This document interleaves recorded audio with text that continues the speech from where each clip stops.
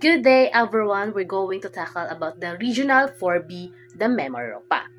The Mimaropa is an administrative region in the Philippines, officially called the Southwestern Tagalog Region. It's the acronym for its 5 provinces. Meron siyang 5 provinces. First is the Mindoro Occidental and Oriental. The second is the Marinduque, Romblon, and Palawan. This is also known for its beautiful natural attraction. Ito talaga yung merong mga magagandang tourist attraction. Then, including the beach and diving site like the Puerto Princesa Underground River. And its economy relies heavily on tourism, agriculture, and fishing. The first province that we're going to discuss is the Mindoro Oriental. Means Eastern Mindoro, and it refers to the province in the eastern part of Mindoro Island. The name of Mindoro itself comes from the Spanish phrase, or the meaning of the Spanish phrase is the Mena de Oro, meaning the mine of gold, a name given to the island after the Spanish found some precious metal there. The capital of the Oriental Mindoro is the Calapan City. You know that the Calapan City came from the word kalap, meaning to gather firewood, or from kalapang, a term for branch. That is the capital of Oriental Mindoro. We have 6 tourist attractions in Oriental Mindoro. The first is the White Beach sa Puerto Galera na makikita din natin. This is the most famous and lively beach in Oriental Mindoro. Known for its fine white sand, clear water, and the wide range of the activities like water sports, beachside restaurant, and bars. So it's a popular destination for both daytime relaxation and vibrant nightlife, attracting tourists from around the world. If pupunta kayo sa Oriental Mindoro, is maganda din doon na mag-relax sa White Beach sa Puerto Galera. Then, the next one is the Tamarao Falls. This Tamarao Falls, it is a scenic waterfall located pa rin sa Puerto Galera. And the name after the rare endemic Tamarao buffalo, it is situated in Barangay Villaflor, approximately 13 km from the town proper, and the series of cascading waterfalls that flow into a clear man-made pool and the base where visitor can swim. So, and the third one is the kayaking on the Arigoy River na maaari din natin makita sa San Teodoro, Oriental Mindoro. So, alam naman natin kung ano yung kayaking o tinatawag nating kayak. This is also the offers of a breathtaking and extremely breathtaking experience, likely referring the whitewater kayaking opportunities. And it's known for the adventurous and scenic whitewater activities. Kung ayaw nyo naman sa mga waterfalls o naghahanap din kayo ng mga adventurous, maaari din kayo pumunta sa Arigoy River sa San Teodoro Oriental para maranasan ang kanilang kayaking. The fourth is the Tukuran Falls. It is a natural attraction in the municipality of San Teodoro pa rin. Then, the features cascading waterfalls, a forest, and a river. The visitors can reach the falls via the scenic Carabao cart ride or by hiking with a local guide. The 5 attraction is they call the Alibatan Island, also known as Target Island. It's a small island in Bulalakaw sa Oriental Mindoro. This is the famous for its history as bombing practice site, and it's a natural beauty, which includes a white sand beach, a saltwater lake, and limestone cliffs. The island privately owned, so visitors cannot take photos or stay over. So it is a popular stop for island hopping in the area, along with other nearby islands like Aslum Island and the Siland Island. The last tourist attraction of Oriental Mindoro is the Aslum Island.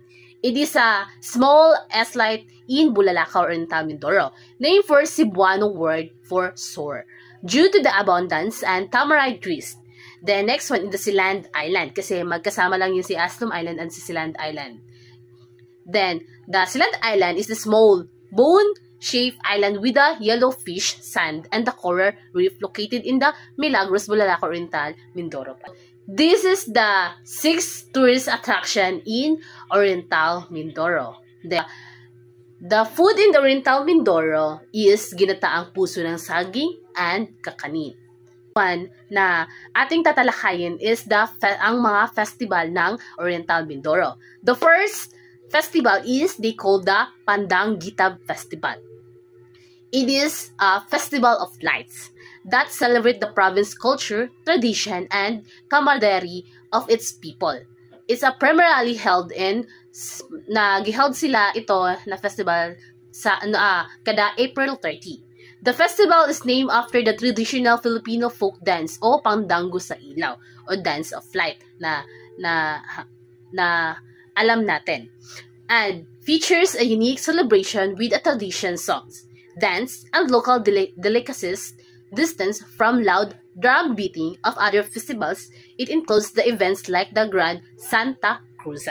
The second one is they call the Banana Festival, particularly in Baco. It's celebration of the abundance of bananas, which are a major agricultural product in the area. The festival held annually on March 18 and 19. It is a Thanksgiving event that showcases different banana varieties and includes traditional culture activities like lupakan. It's a traditional way of eating or processing food. The third one is called the Daba Lestihet Festival. It is a street dance held in Nuahan, Oriental Mindoro that showcases the freshwater species like dalag, banak, lisbangil, tilapia, and hito. The festival celebrates the importance of Nuahan Lake and the livelihood of fisher folk through energetic performance. Kasi ang Oriental Mindoro is well known din sila sa mga fishermen, and also well known din sila sa mga magsasaka. The fourth one is called the Baso Dani Festival. It is a Thanksgiving celebration held every January in Banson. For the town bountiful harvest and to honor its patron, the Santo Niño, the highlight is vibrant street dance featuring local community members, including the children and senior citizens, alongside the traditional music dance performance. The next one is the Biniray Festival. It's an annual celebration in the Bulalakaw town held on June 29 to honor its patron Saint Peter and Paul. The festival is a thanksgiving for the blessing for the sea. The featuring of fluvial parade where decorated boats sail in the procession. Other activities include the street dancing, cultural presentation, and the search for the Binar King and Queen. So, meron silang King and Queen. Next one is the Kaaldawan Festival. It's a cultural celebration held in the Puerto Galera.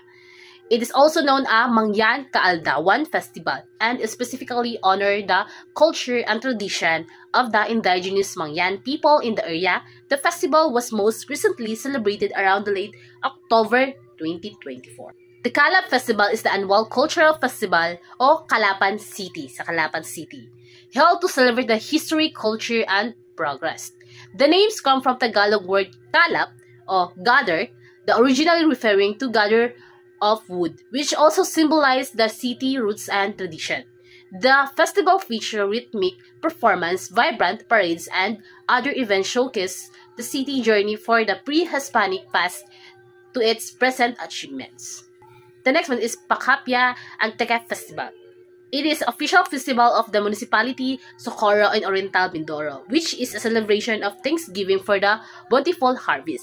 The name comes from Tadya Wan Mangyan, term from Thanksgiving for the harvest, and includes activities, street dancing, the vibrant rituals and showcase of local craft and produce. Then, the Sab-Oyan Festival is an annual celebration in municipality of Pola, Oriental Mindoro, held every June 24. To honor the Saint John the Baptist, the festival features a fluvial procession where the image of saint is taken to sea on a decorated boat, and participants splash water on each other as a symbol of good health and luck. The name Sub-Ayon refers a local term, merry making and celebration. Then the last festival is the Kapakyanan Festival. It is a fruit festival held annually in Victoria, Oriental Mindoro. kada September 18 to celebrate the town founding anniversary and its abundance of agricultural produce. The name Kapakyanan is a Mangyan term for kasaganaan or abundance, and festival honor the town status as a fruit basket of the province through Thanksgiving vibrant parades featuring harvest-inspired and costumes. This is also the one na kaya gumawa din, kaya nagkakaroon sila ng festival to gather and celebrate their Thanksgiving to all na natatanggap nila sa kalikasan. And that's all the festival in Oriental Mindoro.